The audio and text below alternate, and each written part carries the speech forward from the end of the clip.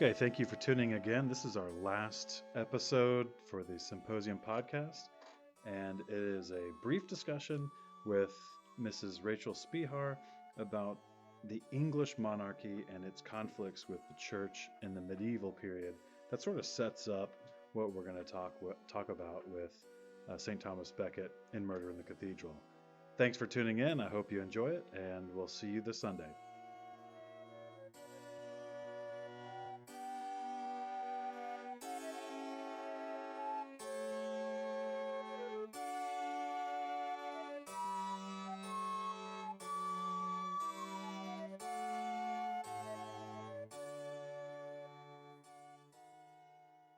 Okay, welcome back to the Symposium podcast.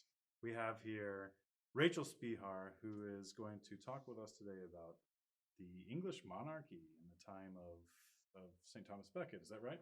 Correct. Yes. Okay. So, ever the kind of predictable move for historian, I'm actually going to take us back to before Henry II by a couple of generations to kind of set the context politically for what exactly, from the kind of monarchy side of things, the issue was with Becket trying to assert church authority, and we'll see where we go from there. Great. So the origins of that conflict, at least from the British perspective. Precisely. Okay, great.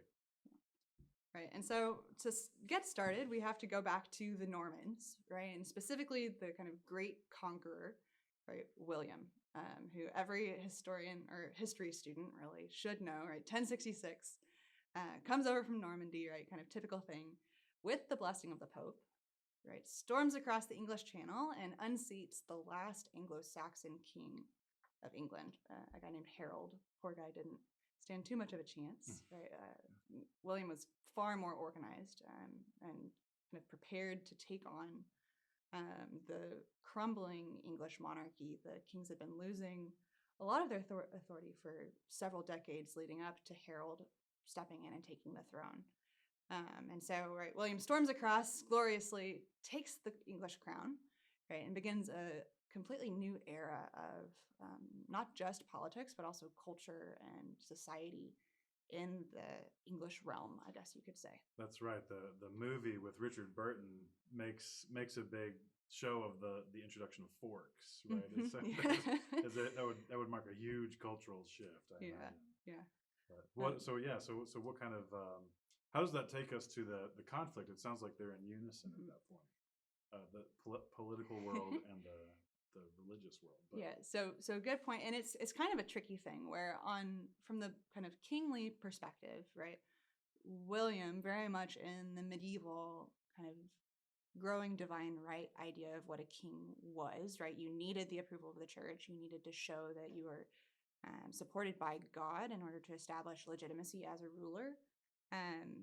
Wanted the approval of the Pope to show that he wasn't just some Viking storming in, right, which is what the Normans were previously, right? And so he had that support, he had that approval to unseat an established worldly authority, right? That he had this kind of spiritual, divine approval in a sense, or so that I think was one component of him having the Pope's support. But it was also politically an opportunity for the Pope to have a bit more influence in England at this time as well. That if he supported one king coming over and taking over, then that would also extend his kind of dual temporal spiritual authority over the church in England, which had also kind of been doing its own thing for a while. Okay. Or at least that's one read on it. Yeah. So, right, the Pope supported William. William, as all kings do, set about trying to assert his kingly authority over his kingdom. Right, the English nobility had kind of been free range, I guess you could say, for several decades under a weaker English monarch. And so in order to assert his authority, to become the king of England, he had to subdue his nobles, right, and establish clearly for his subjects that he was the new king. And he had several different ways that he went about that, right? Enforcing his own law code, doing something seemingly as simple as taking a census, right? Figuring out how many people he reigned over, how much land different nobles controlled, what their kind of different fiefdoms were. And in addition, right, he needed to subdue the kind of nobles of the church, if you will, right, and ensure that he had the loyalty of the bishops and archbishops and abbots of England. Okay. And by the end of his reign, he controlled, I think it was roughly a fifth of what we think of today as England. So a huge kind of campaign of consolidation of authority, right, over what he considered kind of the areas he should be controlling, where his authority should rest. Okay. And so does that take us to the conflict then? How is it that suddenly, well, maybe not suddenly, but over time, how is it that St. Thomas Becket feels as though the resolution of this kind of conflict lies on him?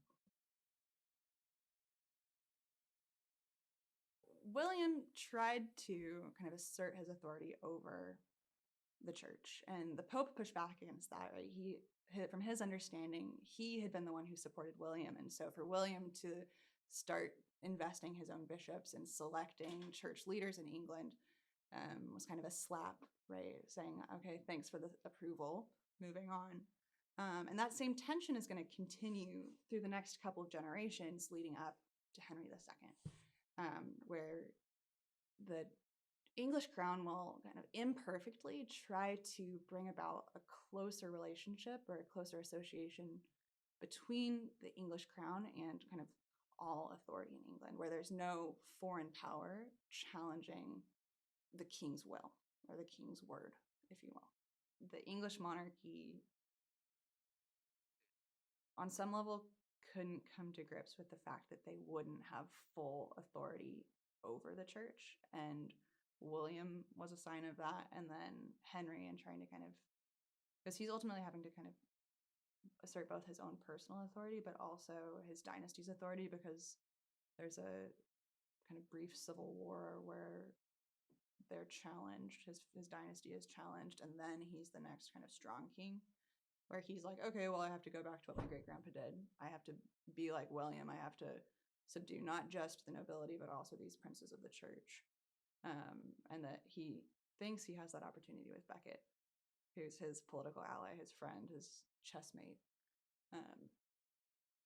But then Becket has this conversion when he's made Archbishop of Canterbury, and even, I think as Stephen has said a few times, even on seemingly insignificant matters, he's butting heads with Henry over and over and over again. And Henry gets fed up with that, and then his knights take that frustration and they say, okay, well, we have to defend our king's authority.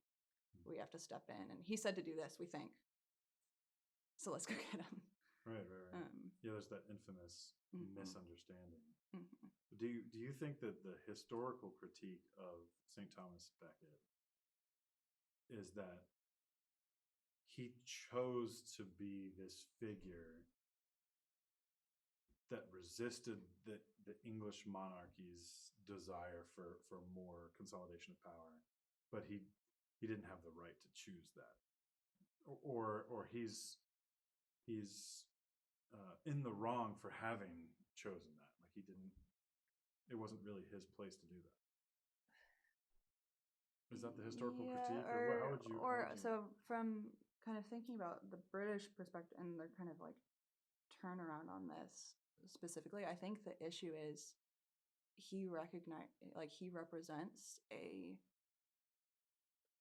legitimate limit on what kingly authority in England is, that he was venerated as this martyr who stood up to the king and became like the number one pilgrimage destination until Henry VIII, who was asserting that he could unite fully church authority with state authority, was like, nope, his shrine's got to go. And I think that's when the turn happens, where he was venerated, even if some people thought he was foolish, which I think is the eternal struggle of any martyr, is some will see it as foolishness and a stumbling block, right? And then others see it as not so. But from our side, we honor that. Yes. But but it's good to know the critiques, right? And so, well, thank you, Rachel. Do you think there's anything else, or? Okay. There's always more, right? History. Yeah. You can always go on any other rabbit hole, but I think, at least for a kind of intro to medieval European politics, Yeah. medieval English politics, hopefully this helps put some context around why Henry reacted Perfect. the way he did. Great. Well, thank you so much, Rachel. You're welcome. Good luck. Have fun at the seminar. Enjoy. I know. Sorry you're not going to be there, but you'll be there in spirit. So, Yes, and we'll tell you everything that happens. Most certainly. All right. Looking forward to hearing about it. All right. Thank you. Bye.